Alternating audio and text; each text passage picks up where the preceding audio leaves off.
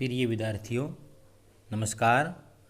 मैं हीरालाल, सहायक आचार्य हिंदी, राजकीय महिला महाविद्यालय तारानगर में आपका फिर से स्वागत है। आज हम रीतिकाल के रीतिसिद्ध कवि बिहारी की प्रसिद्ध रचना बिहारी सतसई के दोहों का अध्ययन करेंगे। सतसई के दोहे के बारे में कहा जाता है, सतसैया के दोहरे जो नावक के तीर, देखन में छोटे लगे बेंधे सकल शरीर।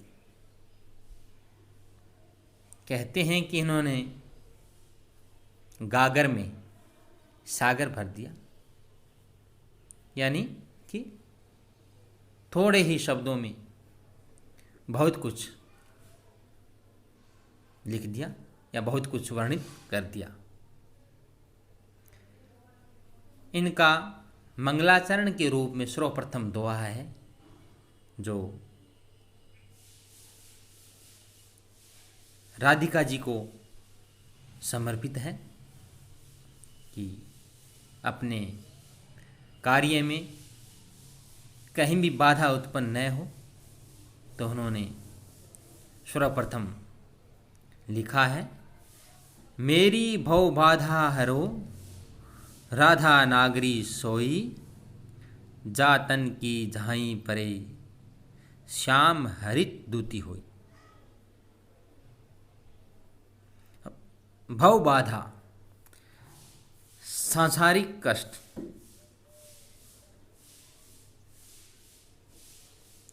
कविवर बिहारी प्रार्थना करते हुए कहते हैं कि हे चतुर राधा जी, मेरे सांसारिक कष्टों का निवारण करें।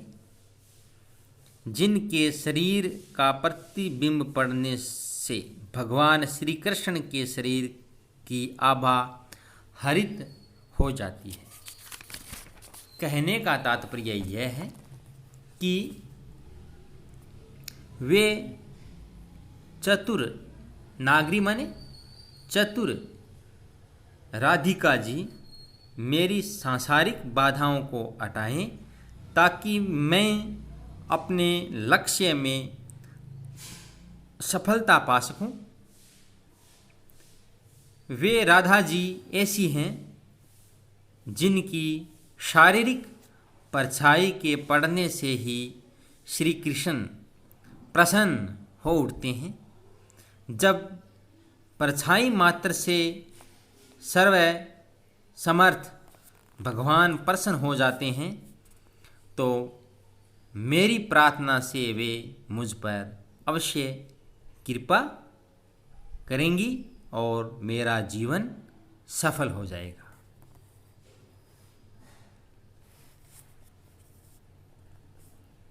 प्रस्तुत दोहे में बिहारी जी ने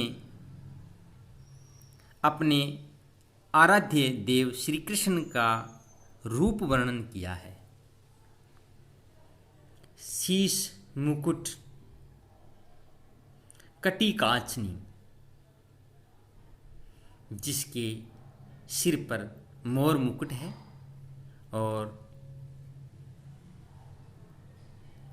कमर में पीतांबर है। कर मुरली, जिसके हाथ में मुरली है। उर्माल और वक्ष स्थल पर वैजंती माला सुशोभित है। यही बानक यही रूप मो मन सदा, मेरे मन में सदा बसो बसता रहे। कवि बिहारी कहते हैं कि मेरे हृदय में श्री कृष्ण भगवान का यही मनोरम रूप सदा निवास करता रहे, जिनके सिर पर मोर पंख का मुकुट, कमर में पीतांबर, हाथ में मुरली और वक्ष स्थल पर वैजंती माला सुशोभित होती है। इसमें अनुप्रास, श्लेष अलंकार है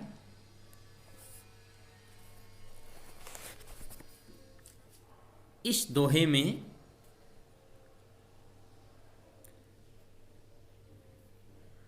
नायिका द्वारा श्री कृष्ण की रूप माधुरी पर आसक्त हो जाने का वर्णन है। मोर मुकुट की चंद्री कनु यो राजत नंद नंद,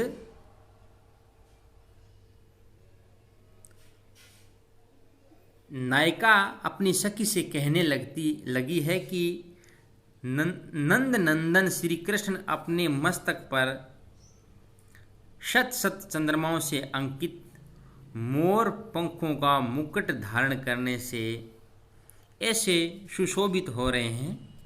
राजत माने सुशोभित होना।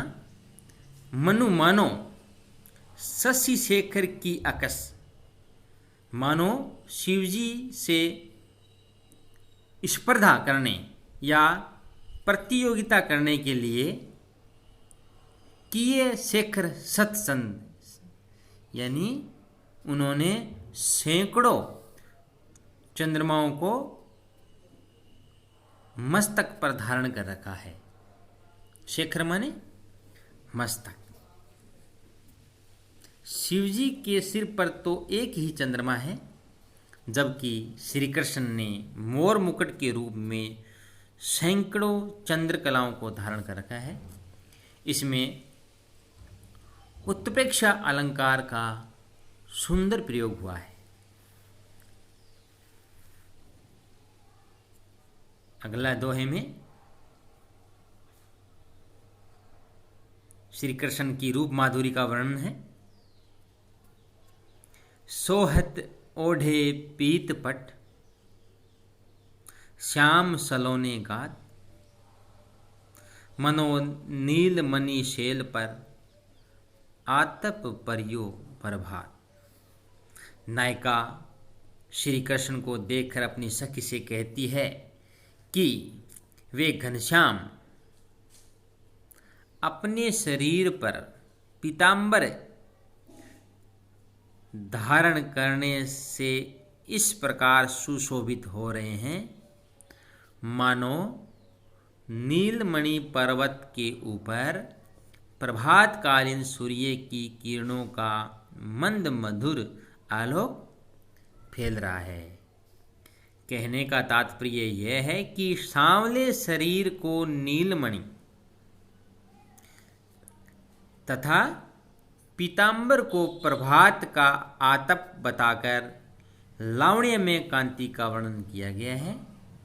इसमें नायिका की रूपाशक्ति की व्यंजना हुई है और इसमें भी अनुप्रास और उत्प्रेक्षा अलंकार का सुंदर प्रयोग हुआ है। इस दोहे में बिहारी ने राधा कृष्ण की युगल मूर्ति की उपासना पर बल देते हुए उन्हें अलौकिक और पवित्र बतलाया है। तजी तीर्थ, कवि अपने मन को संबोधित करते हुए कहता है कि हे मन, तू तीर्थ स्थानों का भ्रमण करना छोड़ दे। तजी तीर्थ, हरि राधिका तन दूती करी अनुराग। राधा और कृष्ण के शरीर की कांति से प्रेम कर, अनुराग मतलब प्रेम कर, अर्थात उनके युगल रूप में ध्यान लगा। जी ही वरज केली निकुंज मंग, पग पग हो तू प्रयाग। उन्हीं के चरण चिन्हों से वरज के पग पग पर तथा अनेक क्रीड़ा कुंजों के स्थान पर प्रयाग जैसे पवित्र तीर्थ बन गए हैं। कहने का तात्पर्य यह है कि राधा कृष्ण के लीला क्षेत्र तीर्थराज प्रयाग के समान पवित्र है, अतः उनके पगय स्थलों का ध्यान करने से श्रेष्ठ यज्ञों का शुभ परिणाम एवं प्रयाग यात्रा का सुफल मोक्ष मिल जाता है। संपूर्ण दोहे में व्यतिरेक अलंकार है। कुछ पदों में अनुप्रास, श्लेष, पग पग में पुनरुक्ति प्रकाश अलंकार है। बिहारी सतसई के ये प्रारंभिक 5 दोहे आज हमने इनकी व्याख्या की है।